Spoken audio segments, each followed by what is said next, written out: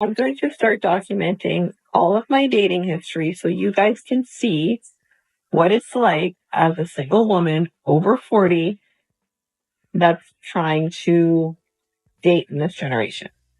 I've been stood up, ghosted, lied to, all in a matter of 3 months. Different people. And I know you're going to say, oh, you should choose better people. Here is my theory. High value women are not considered worthy because our standards and expectations are too high. So men will go for lower value women because they're lower maintenance. And when I mean lower maintenance, I'm not talking about the type of house you live in or what you look like. I'm talking about your character and your integrity, who you are in your core and what you stand for, your beliefs, your morals, your ethics, your standards, your expectations. Lower expectations equals lower effort, lower maintenance.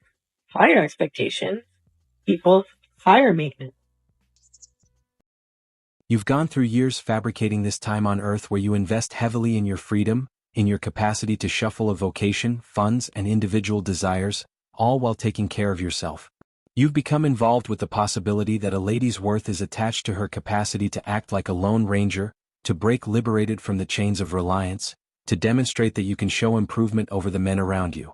You set your own circumstances, your own guidelines, accepting that thusly, you're making a life that is engaging, satisfying, and at last effective. You've turned into the perfect example for the cutting-edge, autonomous lady. Be that as it may, we should stop briefly and ask, what is this truly setting you back? You've cut out an existence where each choice is made with the supposition that you don't require anybody. You've painstakingly constructed a stronghold, still up in the air to never require anybody, in particular a man. You put forth severe monetary objectives, vocation achievements, and profound limits, accepting that all of this will some way or another lead to a satisfying, blissful life. In any case, truly, you've confined yourself to an existence of unending battle and separation. You teach about orientation correspondence and break liberated from conventional jobs, imagining that by pushing men good and gone, you'll acquire opportunity. However, take a gander at what that opportunity has truly given you. You've gone through your greatest years pursuing proficient achievement, gathering awards, and attempting to satisfy the possibility that ladies don't require men, that being autonomous is a definitive type of strengthening. Presently you're in your 40s, gazing at the destruction of your decisions, asking why the satisfying life you envisioned is mysteriously absent. Rather than adoration, friendship, and family, you're left with forlornness and disappointment. You've set such exclusive expectations for you and for the men around you that you've figured out how to drive them away. You're so centered around ensuring everything is on your conditions that you've estranged potential accomplices who could have enhanced your life. People say that they call bullshit when I tell them that I'm single and that I can't find anybody, and I'm here to tell you why it's not. It's not for a lack of trying or giving people a chance. And you're going to say, well, you don't give the right people a chance. How do you know who's right and who's not until you actually try? The thing is that I do expect a little bit more than the bare minimum. No, I don't expect you to call or text me every 5 minutes, but I expect consistency. That just lets me know that you're still interested. And I'll reciprocate the same. I have no issues doing that.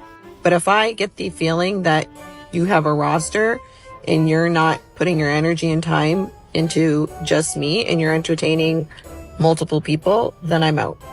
I don't want to be an option because I know what I want and I'm either in or I'm out. There's no gray area. Unlike most people, I give people the benefit of the doubt. And that's probably why I'm still single. Men, it just so happens, aren't keen on being important for your ceaseless daily agenda or marking off your unthinkable assumptions. They're chasing after their own desires, constructing their own lives, and they're not keen on being a prop for your inner self or your elevated requirements. The incongruity here is that while you've been in the middle of building your domain, you've disregarded the one thing that might have really fulfilled you: association. Genuine, significant connections require split the difference, understanding, and a readiness to relinquish control. You've been so bustling zeroing in on your own prosperity that you've failed to remember that affection and association are based on shared objectives, common regard, and the capacity to lift each other up.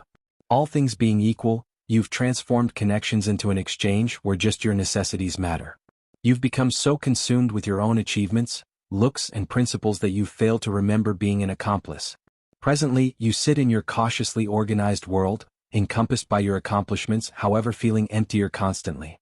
Your profession is perfect, your monetary freedom is strong, however what might be said about the remainder of your life? Shouldn't something be said about the close-to-home association you're inadequate with regards to, the friendship that appears to be difficult to track down? Truly, you've exchanged genuine satisfaction for a misguided feeling of force, believing that freedom rises to joy. You've trusted the falsehood that by doing it isolated, you've some way or another won. In any case, succeeding at what? At dejection? Also, don't get it curved, this isn't tied in with slamming ladies who are fruitful. It's tied in with going up against the risky falsehood that your value is tied exclusively to what you can manage without anybody's assistance. Ladies were never intended to be islands. You were worked to sustain, to associate, to raise families, to help each other. In any case, you've been taking care of the falsehood that being a vocation-driven, high-esteem lady is a definitive type of progress. So you've disregarded your ladylike side, the supporting, caring side that makes connections flourish. Furthermore, in doing as such, you've reduced most, if not all, connection with the one thing that might have made your life really satisfying. Furthermore, we should discuss people briefly. You've gone through years letting yourself know that men are the issue, that their part in the public eye ought to be lessened. You've been informed that you're the person who ought to lead the way, that your vocation and your freedom ought to be the focal point of your life. In any case, can we just be real for a moment? Men have no issue being suppliers, defenders, and pioneers in their own lives. They don't feel undermined by their job. They're agreeable in it. They don't have to demonstrate anything to anybody. They're not around here attempting to oust the regular request of things, attempting to take on jobs they're not appropriate for. They know their place. What's more, that is something you could gain from them. You, then again, have burnt through such a lot of effort attempting to demonstrate that you needn't bother with a man, that you've failed to remember how to see the value in a person for what he offers of real value. You've invested such a lot of energy zeroing in on your own accomplishments and self-esteem that you've neglected to sustain a genuine organization. You need a man who really looks at every one of your containers, yet you're so centered around your own personal responsibility that you can't see and not meet each and every one the worth in a man of your guidelines. You neglect great men since they don't accommodate your definite vision, and you end up alone, harsh, and angry. This isn't tied in with advising you to leave your freedom or your vocation objectives. About perceiving no measure of monetary achievement, vocation achievements, or self-approval will at any point supplant the profound satisfaction that comes from genuine association. You can't have everything, at any rate not in the manner in which you think.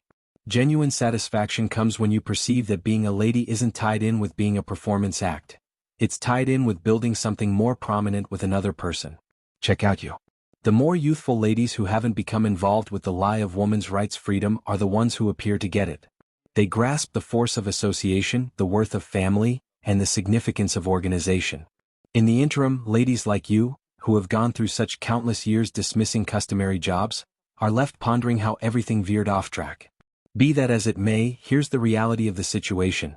You can't construct a significant life assuming you won't interface with people around you. You can't anticipate being really satisfied when you're too occupied with verifying boxes that no other person might conceivably meet. So ask yourself, would you say you are truly pretty much as enabled as you naturally suspect you are? Or alternately, would you say you are simply concealing the void with your vocation and bogus freedom? Will you actually be glad for your life when you're 50, glancing back at your years spent pursuing accomplishment, while your connections disintegrated and your actual cravings remain neglected? Now is the right time to awaken before it's past the point of no return.